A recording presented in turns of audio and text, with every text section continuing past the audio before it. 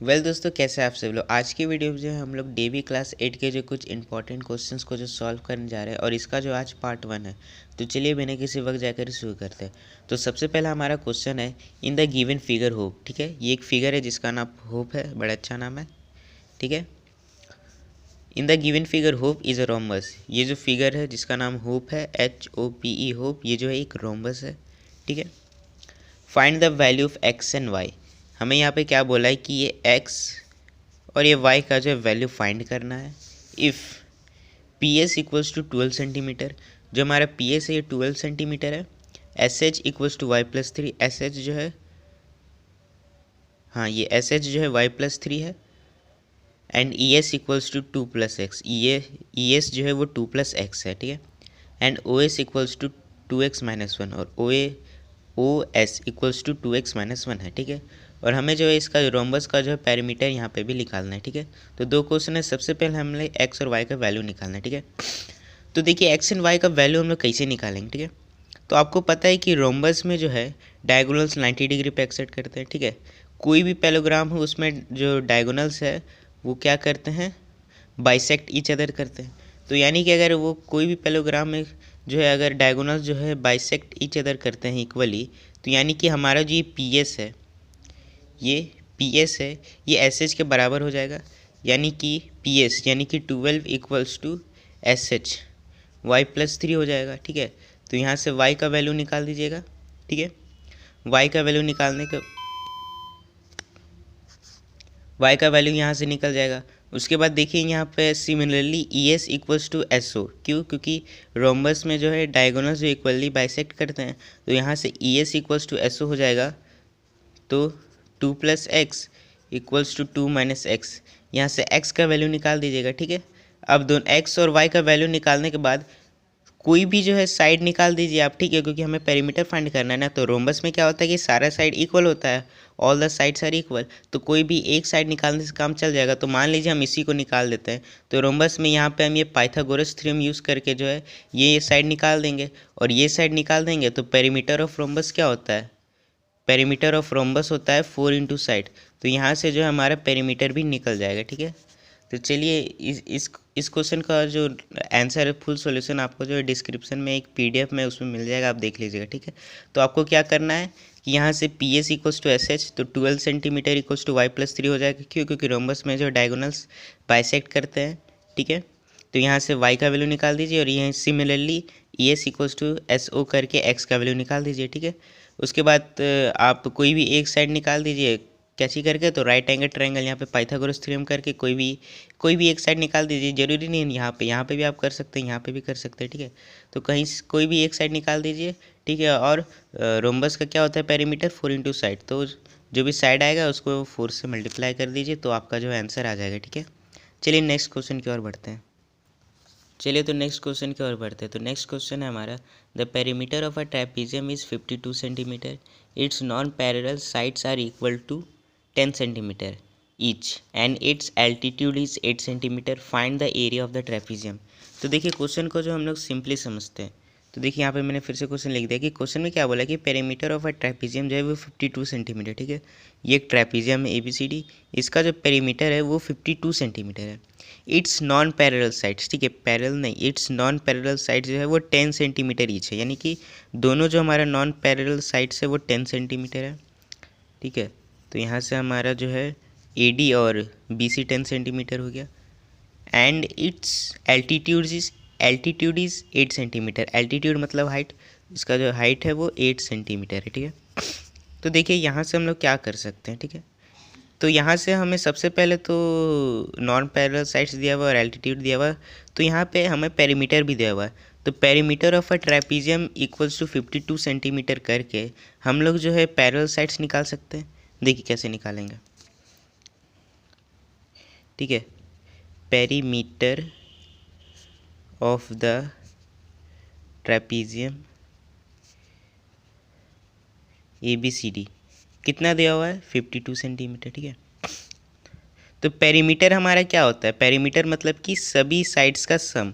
ठीक है, तो यहाँ से हम AB plus BC plus CD plus AD कर देंगे तो इक्वल्स टू 52 सेंटीमीटर आ जाएगा, ठीक है।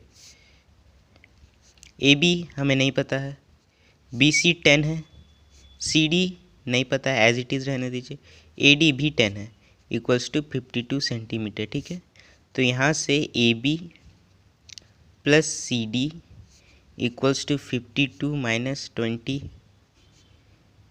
सेंटीमीटर, तो AB plus CD equals to 32 centimetre, ठीक है। तो यहाँ से AB plus CD equals to 32 centimetre, यानी कि हमारा ये जो पैरेलल साइड्स का सम है वो 32 सेंटीमीटर आ गया, ठीक है। तो अब यहाँ से हम आसानी से बोलिए आप आसानी से यहाँ से एरिया निकाल सकते कि नहीं। ये 32 सेंटीमीटर, इन दोनों साइड्स का सम जो है वो 32 सेंटीमीटर है ना, ठीक है।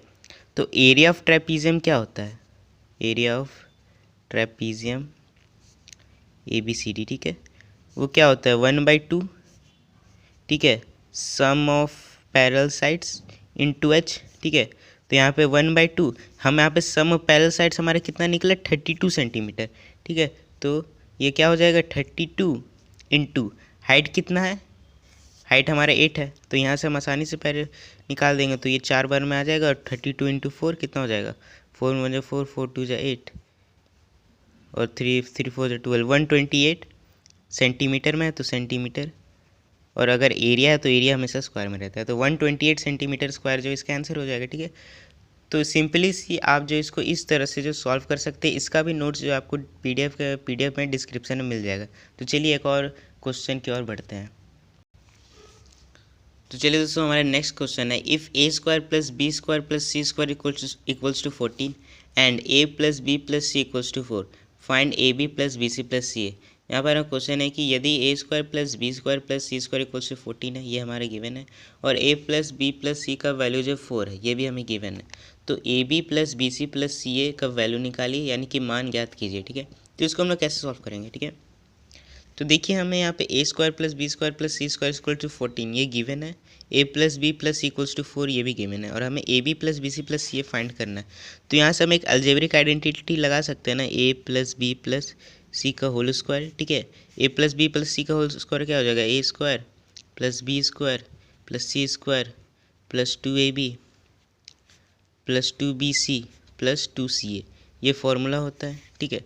अब देखिए A plus B plus C का वैल्यू कितना दिया हुआ है, यहाँ पे 4 दिया हुआ है, तो ये 4 ऊपर में स्क्वायर, ठीक है।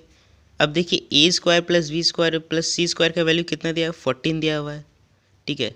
तो यहाँ पे हम इसकी जगह 14 लिख देंगे, पुट कर देंगे, और यहाँ से 2AB plus 2BC plus 2CA से हम लोग 2 कॉमन ले लेते हैं, और AB plus BC plus CA लिख लेते हैं, ठीक है। अब देखिए क्या होगा, 4 का स्क्वायर कितना हो गया, 4 का स्क्वायर 8 हो गया, सॉरी 4 का स्क्वायर 16 हो गया, और 14 प्लस 2 कितना हो गया 16 हो गया, ठीक है। और ये क्या हो गया AB plus BC plus CA, ठीक है। तो अब देखिए ये 16 इक्वल्स टू 16 है, तो ये 16 डिवाइड में आ जाएगा, ठीक है, equals to AB plus BC plus CA। तो यहाँ से हमारा AB plus BC plus CA का वैल्यू कितना आ जाएगा, 1 आ जाएगा, ठीक है। 16 से 16 1 टाइम्स कट जाएगा, तो AB plus BC plus CA का वैल्यू कितना आ गया, 1 आ गया, ठीक है। ये हमारा आंसर हो जाएगा, ठीक है। तो चलिए अभी एक और क्वेश्चन सॉल्व कर लेते हैं। हमारा नेक्स्ट क्वेश्चन है, a train 350 metre long is running at the speed of 90 kilometre per hour, how much time will it take to cross a tunnel 150 metre long, ठीक है। एक ट्रेन है, वो 350 मीटर लॉन्ग है, और वो 90 किलोमीटर पर आवर का speed से चल रहा है, तो how much time will it take to cross a tunnel 150 metre long, ठीक है। तो एक 350 मीटर लंबा ट्रेन जब 90 किलोमीटर प्रति घंटे की रफ्तार से चल रहा है, ठीक है, तो उसको जो है 150 मीटर, एक टनल है जो कि 150 मीटर का है, उसको क्रॉस करने में कितना टाइम लगेगा, यहाँ पे हमें टाइम निकालना है, ठीक है। तो हम यहाँ पे क्या कर देंगे, इस क्वेश्चन में सबसे पहले तो टाइम हमें निकालना है, तो यहाँ पे लिख देंगे let the required time be x, ठीक है। एक्स हम सेकेंड्स में निकालेंगे, ठीक है। अब देखिए यहाँ पे हमें स्पीड कितना दिया हुआ है, स्पीड हमें 90 किलोमीटर पर आवर में दिया, ठीक है। तो इसको हम लोग क्या कर लेते हैं, और इजी बनाने के लिए ना इसको हम लोग आवर को सेकंड में चेंज कर देते हैं, ठीक है। इसको मीटर पर सेकंड में चेंज कर देते हैं, ठीक है। तो स्पीड जो इक्वल्स टू कितना दिया है, 90 किलोमीटर पर आवर, इसको मीटर पर सेकंड में चेंज कर दीजिए तो इक्वल्स टू क्या हो जाएगा, 1000 डिवाइडेड बाई 3600। ये जीरो कट गया, ये जीरो कट गया, ये 2 का टेबल में 18 बार में कट गया, ये 2 का टेबल में 5 बार में कट गया, ठीक है। 18 का टेबल में ये जो है आपका शायद 5 बार में कट जाएगा, देख लेते हैं। हाँ, ये 18 का टेबल में 5 बार में कट गया और कितना आ गया, 25 मीटर पर सेकंड, ठीक है। अब देखिए हमारा इक्वेशन बड़ा आसान हो जाएगा, ठीक है। तो यहाँ पे जो आप बॉक्स जो बना लीजिए, ठीक है, अच्छा सा थोड़ा सा अच्छे से बॉक्स बनाइएगा, ठीक है, स्केल से बनाइएगा, ठीक है। यहाँ पे हमने एक बॉक्स बना लिया, ठीक है। तो यहाँ पे हम क्या करेंगे, यहाँ पे हम लिखेंगे डिस्टेंस। सर डिस्टेंस कितना, इन मीटर, ठीक है, क्योंकि डिस्टेंस देखिए डिस्टेंस हमारा मीटर में दिया हुआ है, ठीक है। इस वजह से हम जो है क्या कर देंगे कि जो टाइम को जो हमने 20 मीटर पर सेकंड में चेंज कर दिया, ठीक है। Distance by time in second, ठीक है। अब देखिए तो ये देखिए 25 मीटर पर सेकंड का मतलब आप लोग क्या समझते हैं, ठीक है। 25 मीटर पर सेकंड का मतलब हुआ कि एक सेकंड में जो है एक ट्रेन 25 मीटर चल रहा है, ठीक है। एक सेकंड में एक ट्रेन जो है 25 मीटर का डिस्टेंस कवर कर रहा है। तो वो जो ट्रेन है वो देखिए, वो जो ट्रेन है वो 150 मीटर लॉन्ग टनल को कितने देर में क्रॉस करे, ठीक है। लेकिन यहाँ पे आप देखिए कि ट्रेन जो है 350 मीटर लंबा है, ठीक है, और टनल जो है वो 150 मीटर बड़ा है। तो दोनों को ऐड कर देंगे तो हमारा टोटल डिस्टेंस निकल जाएगा। तो 350 प्लस 150 कितना हो गया, आई थिंक 500 हो गया। तो जो ट्रेन है वो 500 मीटर चलने में कितना सेकंड लेगा, ठीक है। तो जो हम कितना टाइम लेगा, ठीक है। तो टाइम को हमने जो है एक्स माना था, ठीक है, तो एक्स लिख दिए।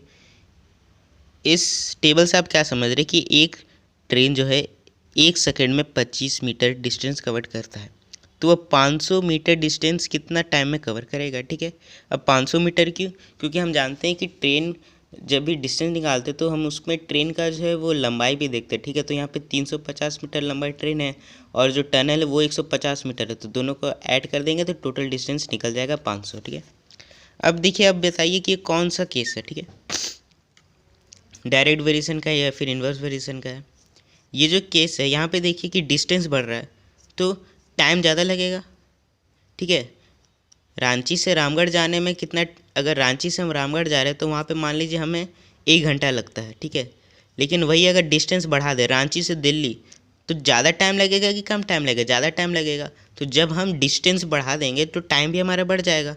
तो जब एक क्वांटिटी इंक्रीज़ करे और दूसरा क्वांटिटी भी इंक्रीज़ करे, या फिर एक क्वांटिटी डिक्रीज़ करे दूसरा क्वांटिटी भी डिक्रीज़ करे, तो ये कौन सा केस हो जाता है, ये जो है डायरेक्ट वेरिएशन का केस होता है। तो this is a case of DV.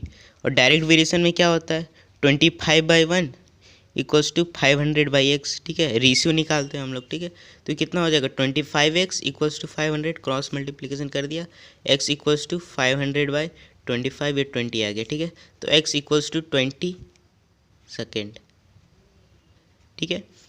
अब तो रिक्वायर्ड टाइम कितना होगा, 20 सेकेंड। यानी कि ट्रेन जो है एक सेकेंड में अगर 25 मीटर का डिस्टेंस ट्रैवल कर रहा है तो उसको 500 मीटर का डिस्टेंस ट्रैवल करने के लिए 20 सेकेंड लगेगा, ठीक है। तो यही था आज का हमारे क्वेश्चन में। आज जो हमने आई थिंक 4 क्वेश्चन सॉल्व किए। अगले जो है क्लास में हम शायद 5 कोशिश करेंगे कि 5-6 क्वेश्चन सॉल्व करें। तो उम्मीद है आपको ये वीडियो पसंद आएगा। इस वीडियो को लाइक शेयर एंड कमेंट करें और चैनल पर नहीं तो चैनल को भी सब्सक्राइब करें। मिलते हैं अगली वीडियो में। Good bye, thank you.